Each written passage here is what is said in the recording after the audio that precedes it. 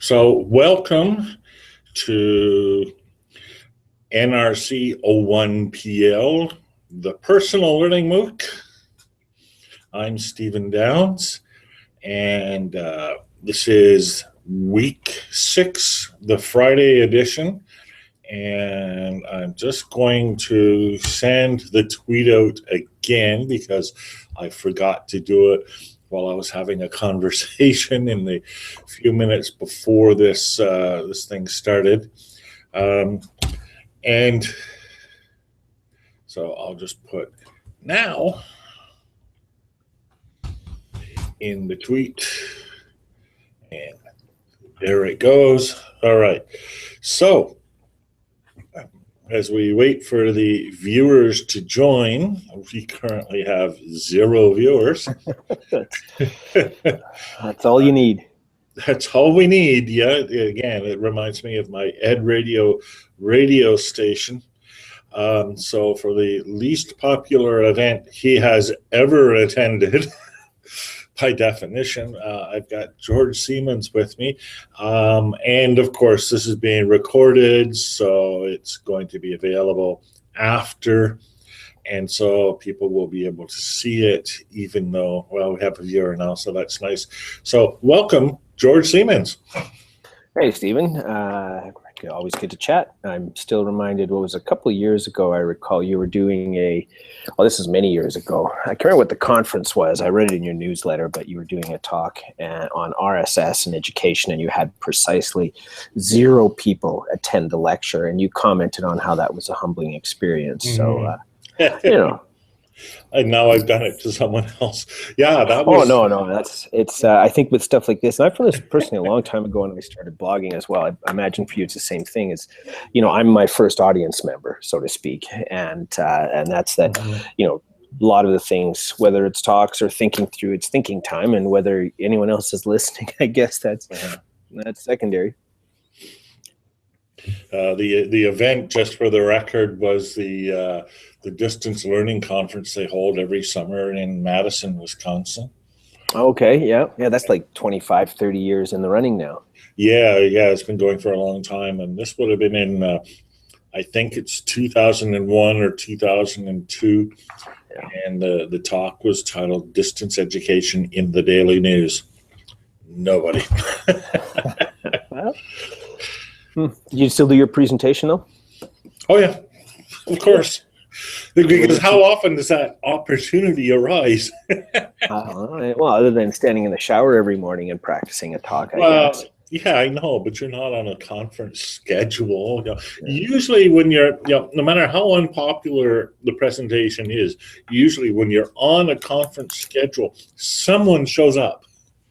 Yeah, you're right. Especially some event where you've got the number of attendees that the Wisconsin event gets every year. I know it's probably the longest running, or one of the longest running distance education conferences. And Wisconsin obviously is a terrific university system, and made much better by Scott Walker's initiatives. So it's it's a good opportunity. Yeah, much better, but yes. We needed a little bit of realism to be brought. No, just kidding. Okay, got a couple of viewers. Hi, viewers. Welcome. We're talking with George Siemens, and this is week 6 still. And so the topic of this week, George, was the personal learning assistant. And okay, that's interesting. So you've probably run across the concept. Just given that phrase, what does that bring to your mind? What do you think about that? Well, that's interesting. I mean, at one point in the days of Bloom, I would think of sort of the Tudor 2 sigma difference paper, which really wasn't focused on just an assistant as such, but it was the impact of having some level of guided human support and how much that contributed to the academic achievement of an individual learner. But these days, when I hear assistant, I almost always think digital. So I'm thinking there's an AI agent, or there's something that is providing some additional support and guidance for the student. But now I'm curious, what do you mean when you say the personal learning assistant? So we've talked about it a bit in this course, and of course in the LPSS program specifically, and we come at it from the perspective of the personal learning environment. Personal learning environment, as you know, is an environment where you're able to learn, where you're able to manage your own learning, and where you interact with learning and support and other resources provided by many providers, and not all of them necessarily explicitly education providers. So you might plug into an LMS, you might plug into a MOOC, you might plug into a synchronous session like this one, or you might plug into Flickr or YouTube or Khan Academy, right? So the personal learning assistant is a tool that would be attached to your personal learning environment that would facilitate your access to these learning resources and opportunities and events, etc., but would also make the rest of your educational environment available to you while you're doing that. So if we look at this context here, we've got our window, and then I would be able to pull in resources, etc., as we're talking. So when I'm talking, if I wanted to impress you with a good citation, right, it's right off to the side of my screen, and the relevant citations are coming up, for example. Or as we're talking, I can take notes. Or as we're talking, we can also have a chat channel running, or whatever, that sort of thing. And so how much of that would you think should be automated? I mean, I certainly see that there's one of the things that we've done with one of the projects, and when you're down here, we'll get a chance to dive into this deeper, is you know, the personalizing process. There's obviously human interaction is a great way to do it. So you and I are talking, and you mentioned something, and then I say, oh, I remember reading an article, and then you mention another citation. And so there's that personalization through social interaction. More and more technological, at least, it seems to be some flavor of, you know, sprinkle machine learning magic dust on it, and they'll be exactly. So how much of what you're talking about do you think should be automated? A fair amount, but you know, there's automation and there's automation, right? A car automates your transportation from place to place, but you still tell it which place to go to, right? So it gives you a lot of capacity you didn't have. You know, a motor and transmission, etc. So, you know, an automatic transmission, even, it automates the shifting of gears. But, you know, you're not controlled by it. You can pick wherever you want to go within the capacity of the car. You can't go into the middle of the river. But a train automates driving and completely automates it, right? You go from one place to another, but you're kind of stuck going where the train goes. And a lot of learning automation, even learning personalization, is kind of like that. You're working with the train network, and you can go where the trains go, and you go when the trains go, but beyond that, you don't have a whole lot of choice. Then finally, there's the self-driving car. But even there, right, you know, so you tell it where you want to go. You're still limited by the car's capacity, but the capacity is pretty good. Car takes care of all the actual driving decisions. I guess the worst case scenario would be the self-driving car that decided where you should be at this point in time. I'm not sure anyone's going to build that, but yeah, I know, maybe, right? You're really selling NSA short, Steve. Yeah. Well, I'm thinking we're just lucky that the self-driving car is being built by Google rather than Apple, because if it was being built by Apple, it would be like you get into the car, Apple tells you where you want to go, and you just go along for the ride because it's a better experience than you could have built on your own. But you know, a lot of instructors look at it that way too, right? What we do is a better experience than you could come up with on your own. It's the same sort of thing. So automated, like, I want the drudge work out of the way. When we're having this conversation here, you know, I'd like to have the thing showing me my references off to the side, but those references should reflect a lot of my own personal decisions and my own actions. And they should be personal to me. They shouldn't be like Netflix recommendations where you have a certain list of choices and there's an algorithm and it picks like the top 5 movies, but it's the top 5 movies out of a selection of 100, right? I want rather better than that. What do you think about that? Yeah, I mean, and I guess certainly from a short-term end, I think that's precise. I mean, short-term is a bit relative, I guess, but I think it's about providing the objects to think with in a way that's contextually relevant. And something I found with when I use Evernote, for example, where I'll be typing away, making a note, and it'll pull up some note from 3 years ago that I had made and suggest maybe this is relevant. And to be able to do automation at that level, because I think the point that you made regarding Apple and Google is a really important one, because there's automation that enables choice, and then there's automation that restricts choice. Yeah. There's also automation that honors autonomy. And recognizes that the process of making choices is actually, in many cases, more consequential than the content that you take after that. So it's deciding what to do and when to do it. There's some grappling and prioritizing that has to happen in that experience. So I think from my end, that would fit very nicely in with that idea of respecting human agency by providing support structures, rather than by really hijacking the entire learning process and saying this is what you're going to learn. And I think some of the certainly adaptive learning tool sets that are out there now, I read, unfortunately they're not open, so we don't get a chance to see exactly what's happening under the hood. But let's say with an organization like Newton that architects the learning experience for students, and the student sort of clicks through and is involved with it, but really the primary role of a student is to click the next button.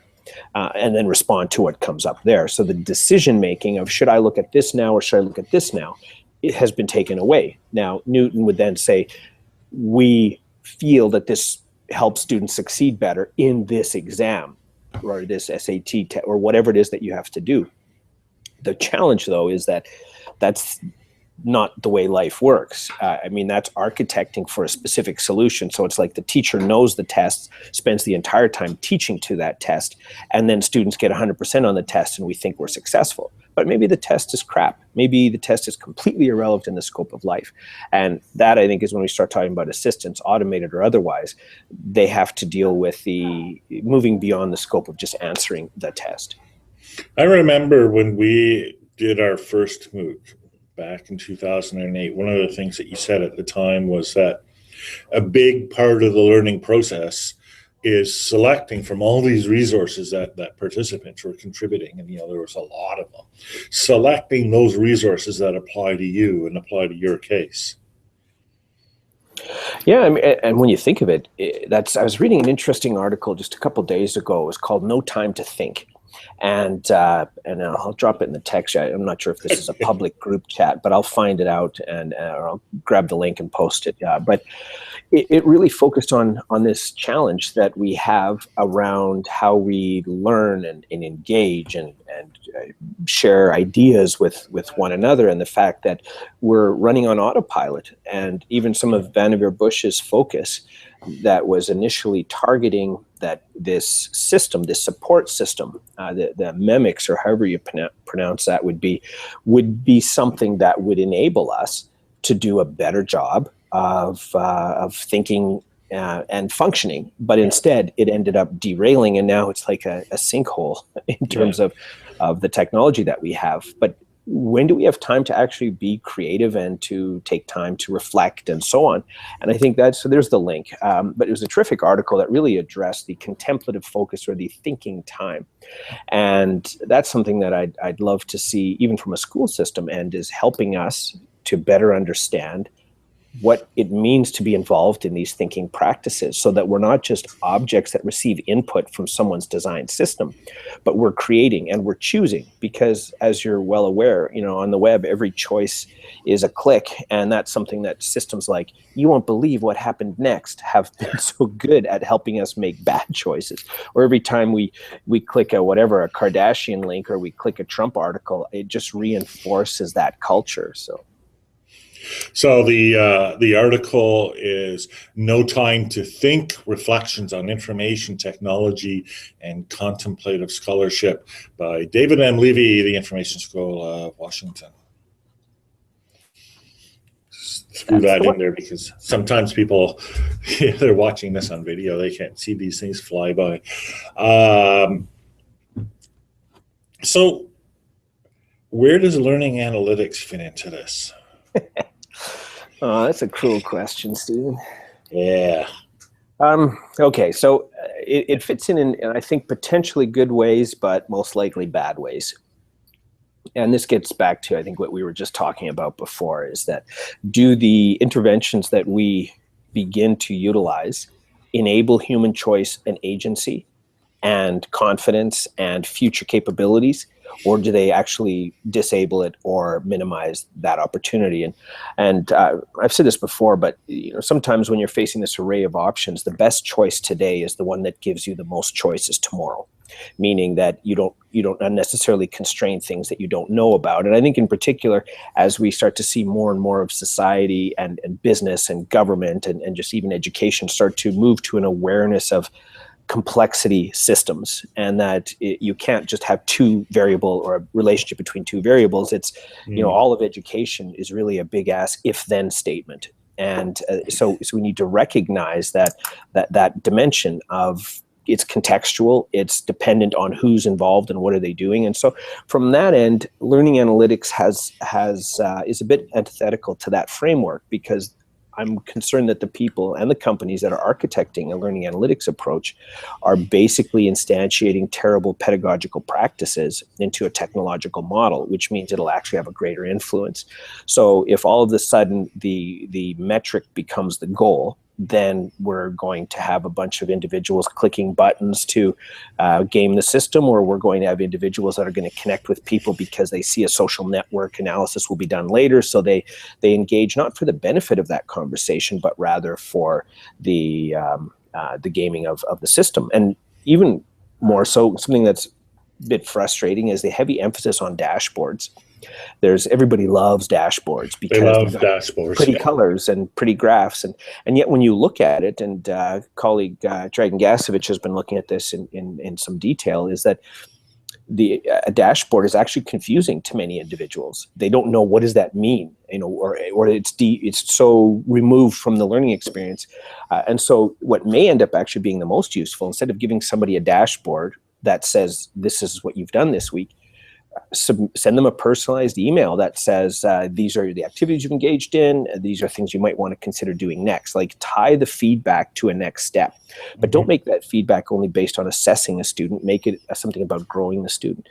If we were to do a better job of that with learning analytics, building learner autonomy and promoting learner agency, then I think learning analytics could play a big role. But unfortunately, I'm a little concerned that we're going to do the exact opposite and just instantiate the negative elements of an existing system that is and this is the part that baffles me, is that universities you read the World Economic Forum reports on the future of work, you read the work that's coming out of the Martin School out of Oxford, and it's clear that future skill sets that are needed are those of the ability to think and function ambiguous information environments, to lead, to be socially active, to function in a distributed team, and the list goes on. None of these are tied to the current mantra, certainly in the US, that emphasizes employment, because employment is a skill-based instruction method in many instances, and so skill-based instruction has a very short lifeline, because you become whatever and then it gets automated. That field can quickly become automated, and so we should be spending our time building these bigger skill sets. Learning analytics models, I think, are going to serve the skills pipeline that's being promoted in media, but that may be good for businesses today, but actually will be quite negative for employees in the long run, or for human beings, never mind employees, but for human beings in the long run, that'll be a potentially negative impact. So if the target's moving all over the place, and I agree, I mean, even some of the skill sets that we talk about today as being, like 21st century skills, like working with a team, right, as you just mentioned, that might not be important 5 years from now. We might automate that, right? So that you do what you do and the system takes care of the team. Who knows? So if the target's moving all over the place, then how do we do analytics beyond looking at what we've done to take us to the next thing we should do? Well, that's a terrific question. I mean, on the one hand, there are one of the benefits, and this is based on sort of the paper that Peter Norvig did on the unreasonable effectiveness of data. And so he looked at data as a means of, if you have a large enough data set, you can cover a lot of anomalies that might arise. And so he looked, and there's a couple of follow-up papers on this, but he looked at Google Translation. So traditional translation has emphasized almost word for word or statement for statement translations. Whereas if you have a large enough data set, you can actually just go with a process where you can anticipate or predict the next word. If you have all the words ever written in your database, and Google's getting there, or in your index, then you know with a 99.7% accuracy that when this word occurs, this is almost always the next word in terms of predictability. So what you're doing instead then is you're not actually translating, you're predicting because you have all the data. So I think at some levels, we may see some of these things impact us in educational settings. We haven't had much of a machine learning impact. I'll say with a fair degree of confidence that the next big startups that'll make a boatload of money and make their founders wealthy in education will be those that adopt a machine learning approach, whether it's mapping and mining unstructured data. And this is work that you've done for a long time with Grasshopper, is stitching together learner profiles from activity that they've done across a mess of different spaces. So really machine learning in education is going to make a lot of people wealthy that start writing programs that start to do this kind of work. So together with that, to get to your question, with this rich set of data that we have on students and that we have on hundreds of thousands or even millions of students, we can start to then say, if a student exhibits these patterns of behavior, then for that particular profile of a student, this is the recommended next step. And maybe that next step is, it shouldn't even be a technological next step. It may be an indication, here are some support services available on campus that'll help you deal with whatever, the writing skills or life skills or whatever you face. So from one end, that's the recommendations I think that'll come that go beyond content will be having individuals have access to, or the programmers, the designers, the algorithm makers, being able to see this huge range of data on hundreds of thousands of students, which will then give you a certain profile for next steps that can be recommended. Other things might just be social systems as well. Social systems are terrific at personalizing learning. So if you and I and Dave Cormier and Audrey Waters and Bonnie Stewart have an extended exchange on Twitter, because we have some familiarity with one another over decades in almost now. Yeah, decades. We're getting there. Because we have that familiarity, we can personalize and we can say, yeah, this will be interesting to Stephen, or you can say, oh, I know this is something that reflects or relates to George's or Bonnie's work and so on. That's, I think, where the real opportunities are, is that the recommendations make us more human, not more automated. And a quick note, I had, a while ago, we had Dave Snowden down, who qualifies with you as being one of the more cantankerous people I've met. And that's a compliment. I know you're shocked, but so we were talking about automated tool sets and technologies, and he had a terrific statement I'm going to appropriate, and this is the last time I'll give him public credit for, because I do that every time I speak, and it takes me 5 minutes to get there. Anyway, so we were talking about just automated agents and in the education system, and he said, the problem that I see is that we're meeting AI halfway. Is we're dumbing down our school system so that it can be automated. We've structured and organized and categorized and shuffled people through a pipeline that we're meeting AI in the middle by making us replaceable, because we've made the education system something that can be modeled on AI principles rather than making this creative and innovative knowledge space. And that's what I would say I worry about. Even our feedback would end up reducing it through personal assistance or through AI agents or through machine learning models. That's exactly what we do. We make the system of learning one that can be duplicated by the technologies we have, and then we lose. It's sort of like turning your lawn into concrete, painting it green so it's easier to mow. Yeah, pretty much. So here's the article, The Unreasonable Effectiveness of Data, Alan Halavy, Peter Norvig, and Fernando Pereira. And it's interesting when you talk about, using network-based or graph-based approaches to projecting. That is very much what we're looking at inside personal learning environment. Although one of the major challenges I've had is to get people to move off the concept of data as being pre-structured and the logic or business rules of the system being based on specific and previously known types of data.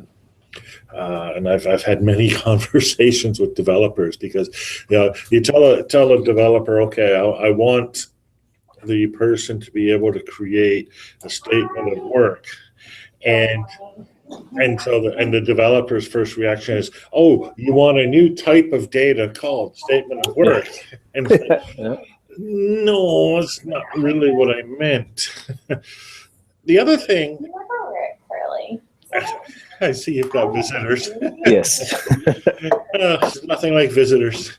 It's with me with my cat tails. Yeah, exactly. Hey, that's what makes it real. Yeah, that's what makes it real. Yeah, absolutely.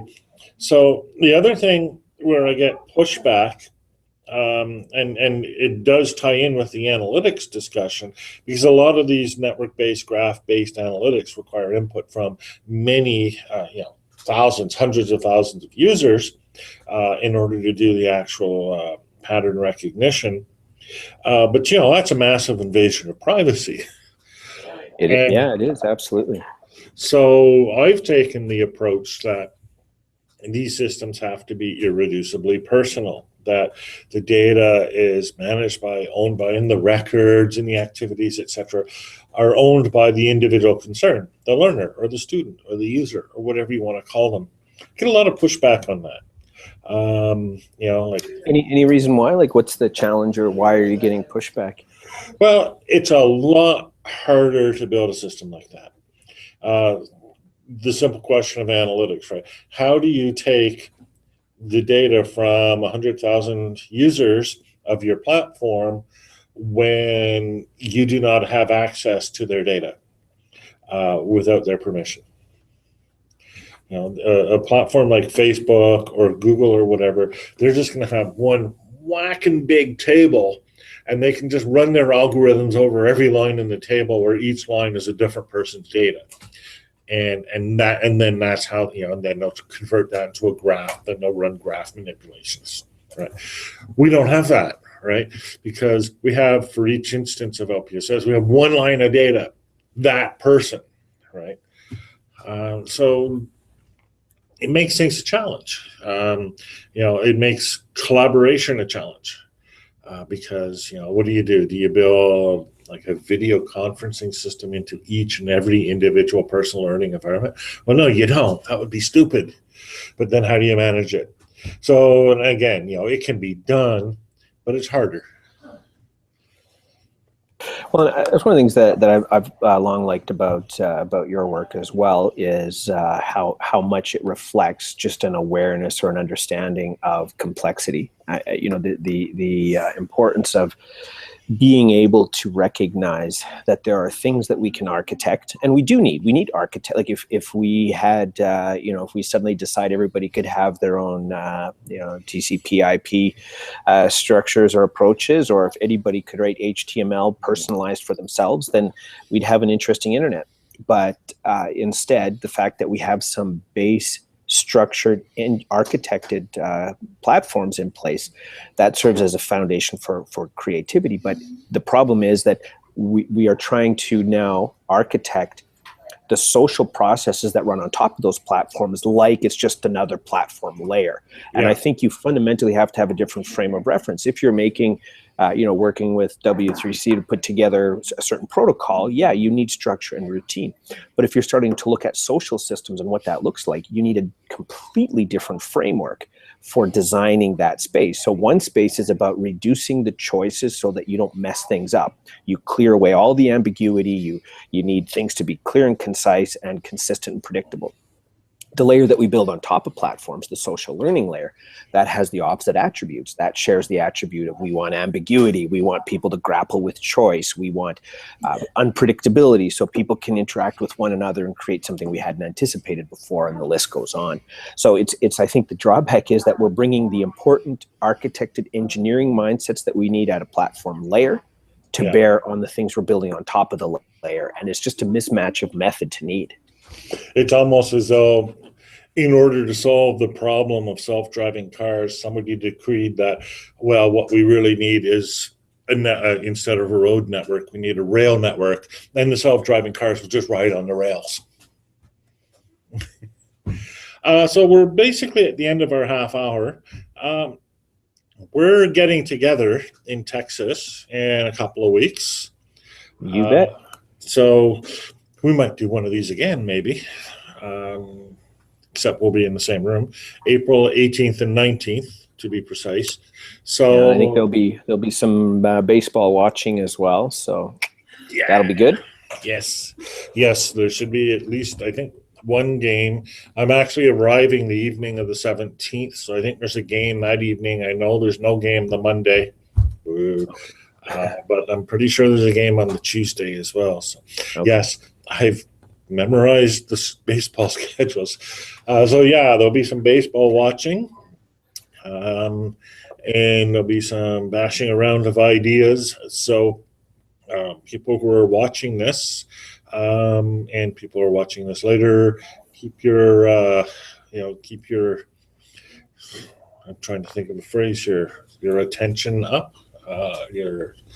Keep your eyes out, whatever.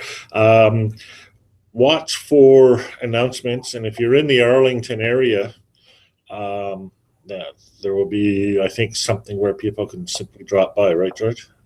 Absolutely, it's an open invitation for individuals to join. We're going to have it won't be an overwhelmingly formal talk, but we'll have a sort of formal conversation with Stephen, and then other than that, it'll just be a fair bit of coffee and just random hanging out. And so that's sort of the intent of the time together, and hopefully anyone that is in the area and that's interested will get a website up where at least we'll list the conversation part of it, and then the rest of it is just an open invitation for anyone to join in who just wants to chat and have a coffee while you're in town.